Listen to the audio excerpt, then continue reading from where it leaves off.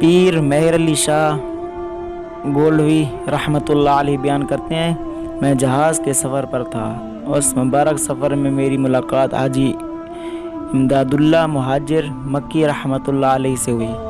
انہوں نے شدید اصرار اور تاکید کے ساتھ مجھے حکم دیا، ہندوستان میں بہت جلد ایک فتنہ ظاہر ہونے والا ہے، لہٰذا تم وطن واپس چلے جاؤ۔ فرض کیا تم وہاں جا کر خاموش بھی رہو گے تو یہ فتنہ ترقی نہیں کر سکے گا اور اسی طرح ملک میں آرام رہے گا۔ میں پورے یقین کے ساتھ یہ سمجھتا ہوں کہ حاجی صاحب کا اشارہ مرزا قادیانی کے فتنے سے متعلق تھا۔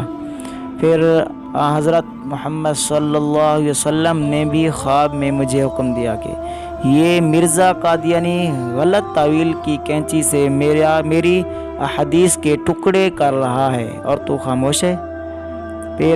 پیر میر علی شاہ رحمۃ اللہ علیہ فرماتے ہیں، اس کے بعد اس سلسلے میں نے جو کچھ بھی لکھا لوگوں کی خیر خواہی کے لیے لکھا۔ قادیانی کے عقائد لوگوں کے لیے زہر قتل ہیں۔ عملی میدان میں پیر صاحب نے مرزا قادیانی کو مناظرے کا چیلنج دیا۔